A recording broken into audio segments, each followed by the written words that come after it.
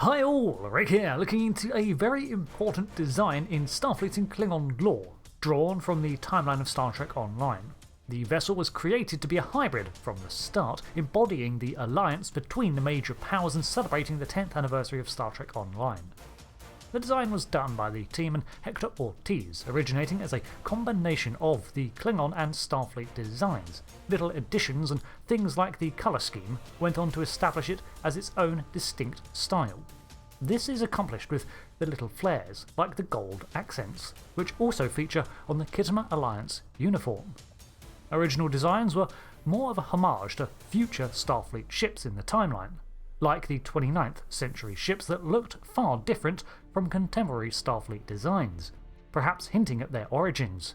However, while interesting, it was not the direction that was pursued, with instead a simple combination of iconic Klingon shapes with Federation ones. It was modelled by Tobias Richter with oversight from Thomas Morone and statted out for play by Jet Levins. So, in order for this ship to come about in universe, there had to be an established treaty and spirit of cooperation between the Klingon Empire and the United Federation of Planets, which the story of STO provides through the expansion of the Khitomer Accords into the Khitomer Alliance. This was in the face of rising Iconian machinations, central to the war-torn narrative of the game, and the setting of the Third Federation Klingon War.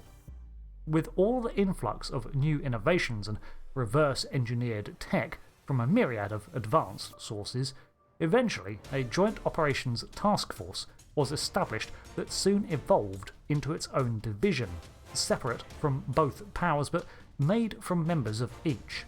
Folded into the mixture was the Romulan Republic, but they were still recovering from their post-supernova diaspora, and it had left them diminished.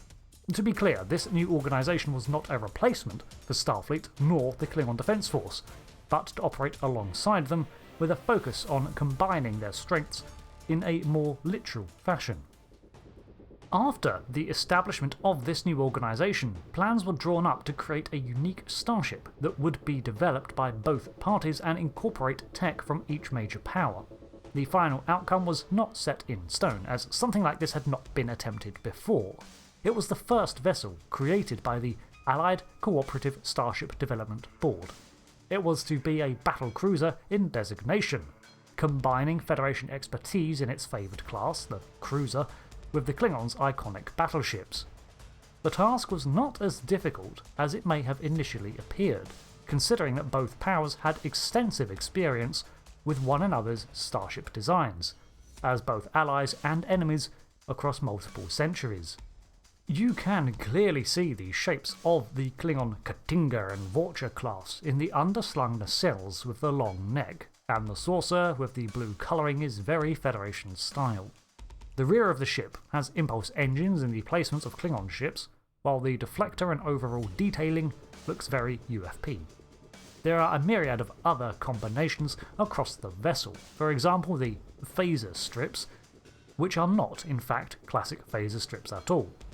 While they mirror the Starfleet design of the rail of connected emitters to share power and provide a wider firing arc, they fired antiproton beams instead, hence their different look. Alongside this, the Klingons disliked phaser strips, long since preferring cannons and turret points. So alongside these we have many turret points across the ship.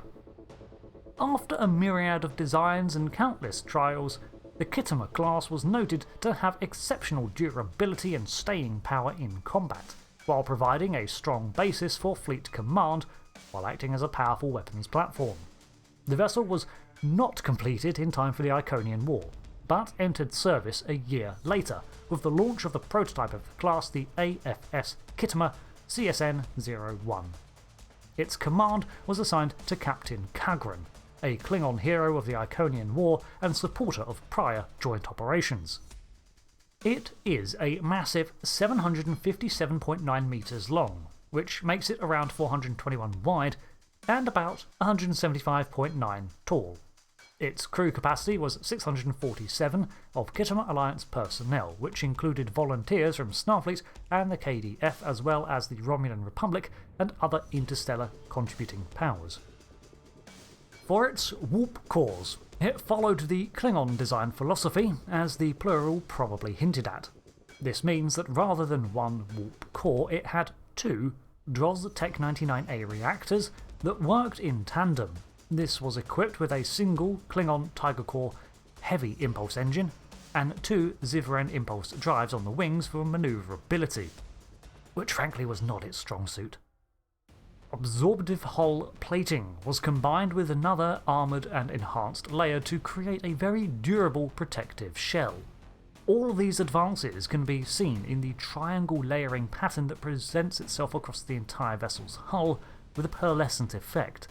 In real life, such iridescence is created when light is refracted and reflected off numerous translucent layers within a surface, therefore reflecting different hues at different depths and at different angles.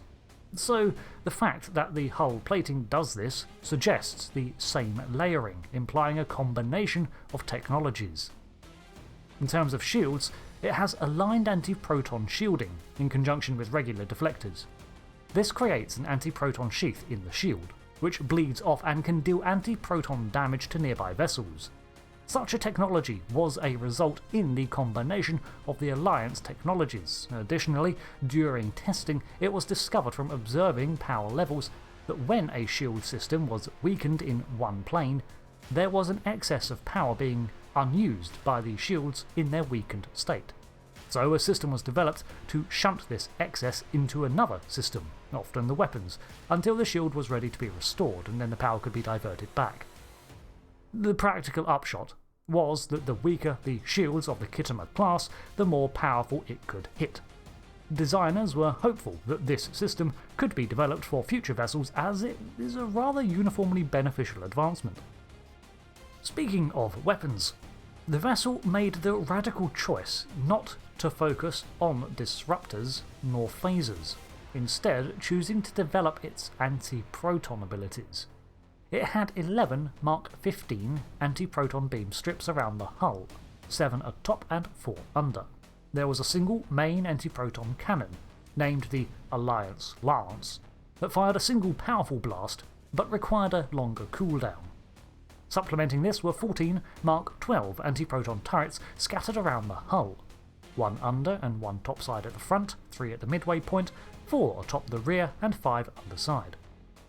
This is a lot of coverage, and in part down to the D7 inspired design of the Khitomer creating blind spots. Alongside this were 12 torpedo launchers with 8 rear-facing points and 4 front-facing launchers in the centre of the main deflector. The Khitomer class naturally has a joint design with the Klingon Empire, and cooperation with the Romulans carried a cloaking device.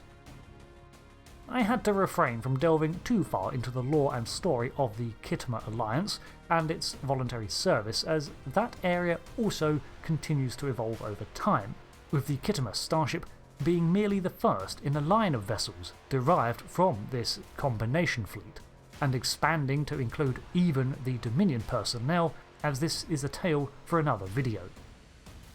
The stats for the core and drives I drew from Space Dock's official breakdown, as I could not find a source, but I believe these to be official.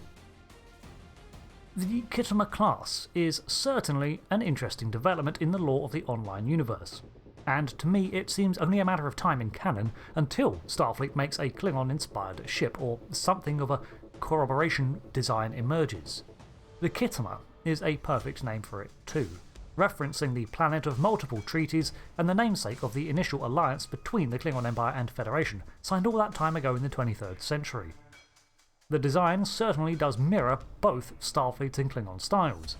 At points studying it, I found that it listed too close to one side, before switching and thinking it looks more Klingon than Federation, which I guess means mission accomplished at the blending of styles.